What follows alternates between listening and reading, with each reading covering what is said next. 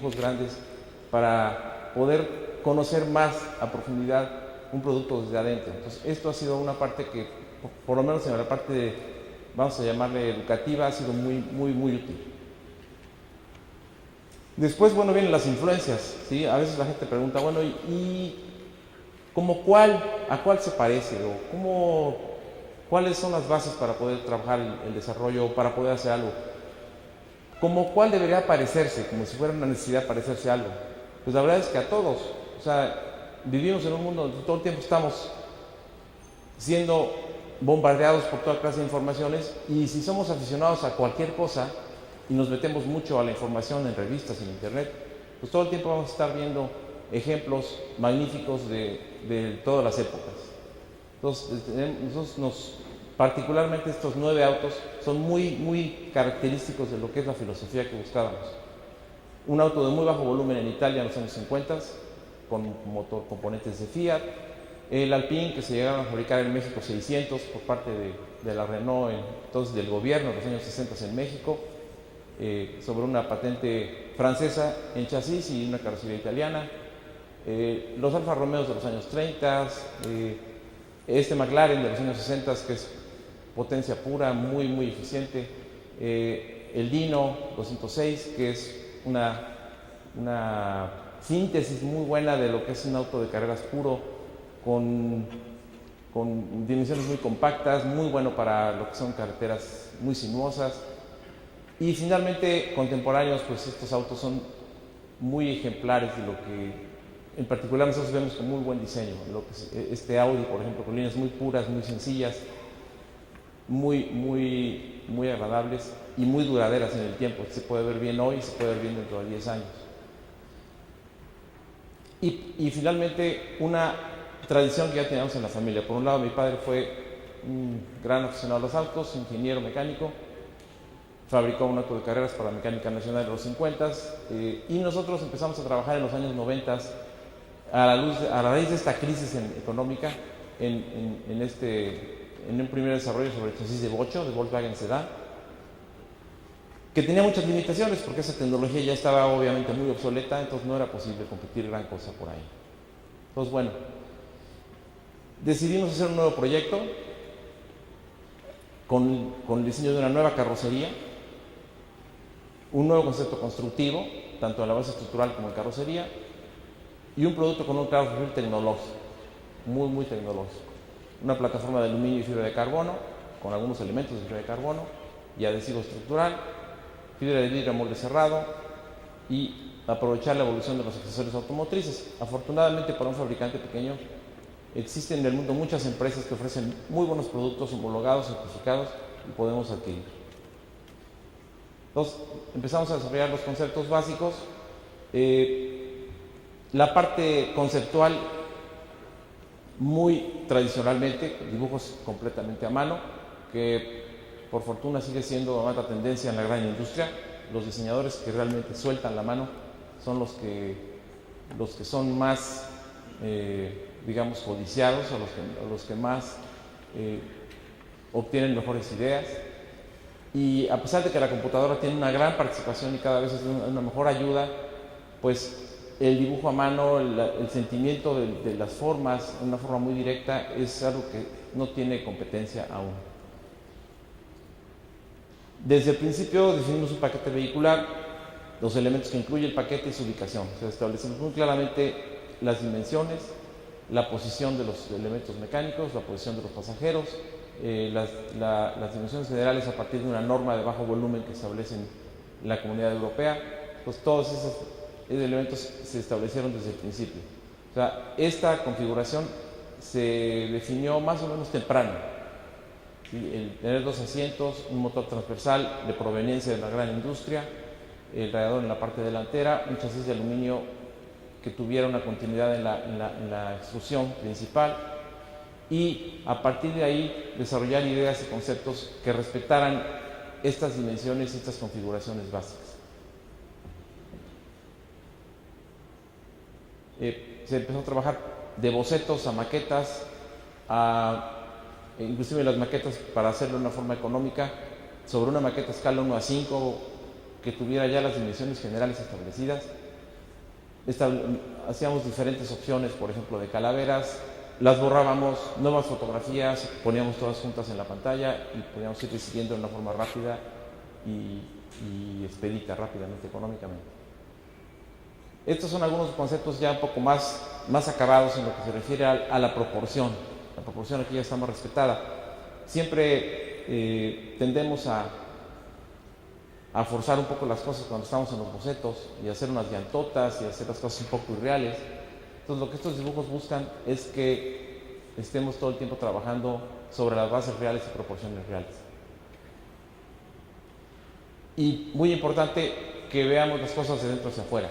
Si yo abro el cofre principal frontal y veo hacia adentro, es importante que lo que vea sea algo bonito aún en el interior.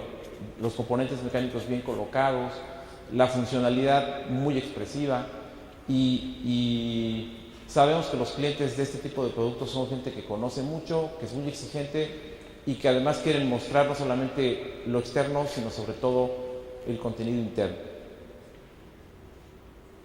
En síntesis, lo que se buscaba era hacer un concepto inédito, que fuera competitivo con la competencia de esos mercados de nicho, a base de ser diferente, que tuviera proporción, dimensiones y carácter muy específicos de esta aplicación. Es decir, hay muchos automóviles en el mundo, pero hay muy pocos automóviles con motor central. Entonces ya de entrada estábamos en un nicho mucho más pequeño, que no llega ni siquiera al 1% del total de los autos del mundo, o sea, ni al medio por ciento. Los autos que tienen el motor central son muy pocos. Entonces ya de entrada estamos en un nicho muy específico.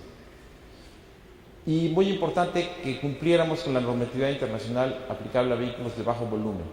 En ese sentido, la Comunidad Europea tiene un muy concreto Low Volume Type Approval que permite fabricar hasta 1000 y vender hasta 1000 unidades al año en la Comunidad Europea, siempre y cuando cumplan con una estricta normatividad que por fortuna no es tan costosa, ni tan larga, ni tan difícil como la que tienen que pasar Volkswagen, Honda, Ford, en fin. Esta es una normatividad difícil, pero mucho más accesible, sobre todo en el aspecto de costo y de tiempo. Los materiales y procesos se seleccionaron a partir de criterios de reducción de peso, bajo volumen y una relación muy favorable entre costo y alta calidad final. Una plataforma autoportante muy versátil para aplicar no solamente este auto, esta carrocería, sino otras. Construcción modular de carrocería aplicando técnicas combinadas de plástico reforzado, estructura y esfuerzos de aluminio, y aprovechar las ventajas mexicanas en la producción de bajo volumen. Y no me refiero a las ventajas de costo, sino de calidad de mano de obra, que es muy, muy buena. En el desarrollo del tablero se hicieron muchas búsquedas, es bastante más complicado, por lo pronto a mí me cuesta mucho más trabajo trabajar en interiores que en exteriores. El que finalmente está en el auto final es algo como esto, en el que estamos, todavía en las últimas semanas hubo pequeños ajustes, pero anda por aquí. Lo interesante es que la norma esta que les comento hace un momento del BCA solicita, por ejemplo, ciertos radios en estas zonas, ciertas zonas de, por supuesto, todas las dimensiones, los ángulos de visibilidad, todo eso cumplirlo, pero sobre todo lo difícil aquí es cumplir con todo lo que son los ángulos para los pies, en fin, toda esa parte está considerada desde el principio. La idea era hacer un interior y un exterior que no fuera a complicarnos mucho en el sentido de que se viera en el lapso de muy pocos años obsoleto o mal, porque se envejeciera. Entonces, ¿por qué? Porque finalmente es un desarrollo que ya que se terminó, pues volverlo a hacer cuesta un montón de tiempo y dinero. Entonces, más vale que sea duradero en el tiempo para que podamos sacarle jugo al desarrollo durante varios años. Esta es la configuración final, en donde tenemos un motor de proveniencia automotriz, en este caso es un motor Ford Duratec con turbocargador, pero es esencialmente la configuración de un Focus en la parte frontal, el tren motriz transversal con su transmisión, flechas, y donde se convierte en un vehículo ya específico es en las suspensiones, que son especiales, todo el chasis por supuesto y la carrocería. Son dos asientos, la parte delantera tiene un crash box, una zona de absorción de impactos, el radiador de agua y la batería, el aire acondicionado en esta zona y un pequeño compartimiento de carga en esta parte, pero muy ocasional, para fines de semana, muy ocasional realmente. Se tiene este concepto de la viga continua, que estaba desde el principio definida, se tiene hasta el desarrollo final.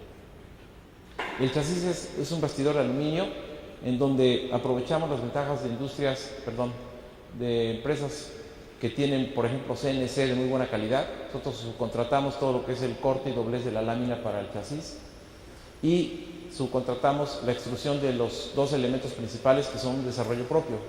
Estos dos elementos se desarrollaron especialmente para el chasis del auto, estos corren por acá y las porterías que van aquí, estos dos marcos. Pero todo el resto, todo lo que es estas láminas, es lámina cortada en láser, al nivel inclusive de los barrenos para los remaches complementarios, remaches estructurales, y casi toda está pegada con adhesivo estructural, en este caso proveniente de Lord. Es un adhesivo muy fuerte, utilizado para transportes, proveniencia aeronáutica, en fin, y accesible no solamente de esta marca sino de otras. Es algo que podemos comprar off the shelf, lo podemos comprar a industrias que lo ofrecen. Tenemos un piso de fibra de carbono, que es este que vemos aquí, hecho con concepto de vacío. No tenemos un autoclave, pero el diseño de este piso queda bastante bien con un piso de vacío. La subestructura posterior, esta es para soportar el motor y suspensiones, es de acero. Esta frontal es de acero y la defensa en sí es de aluminio.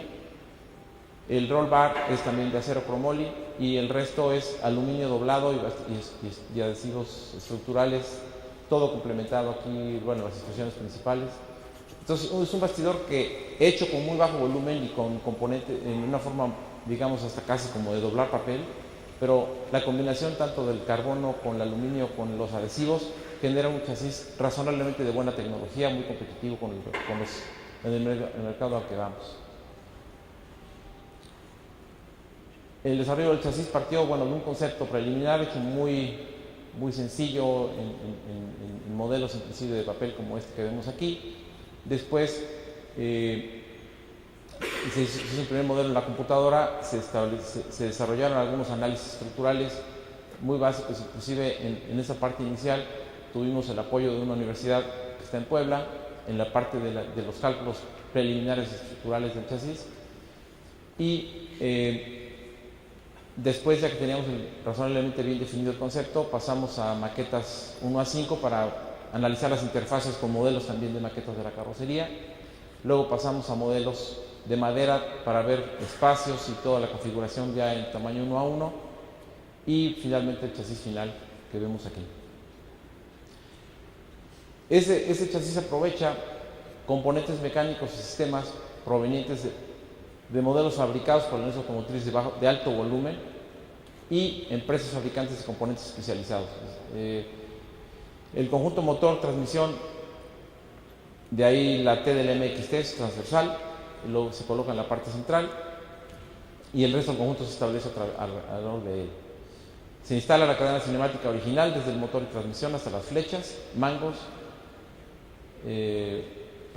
hasta las flechas, porque los mangos son especialmente diseñados, los valeros y los retenes no se compran.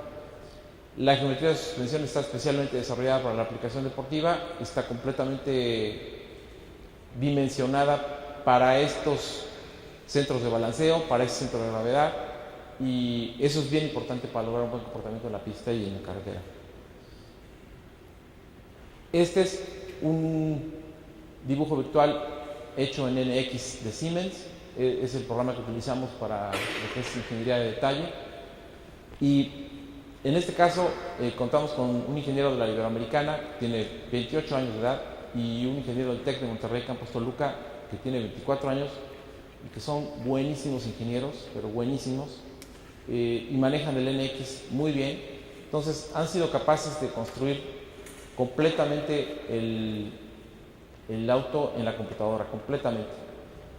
A nivel inclusive de esa estructura para la cajuela de pertenencias, la colocación de todos los componentes mecánicos que se han ido dibujando poco a poco. En el momento que tuvimos los frenos definidos de un fabricante inglés, estos se compran en Inglaterra, los dibujamos exactamente ahí. Otros componentes como el aire acondicionado nos pasaron el archivo los fabricantes.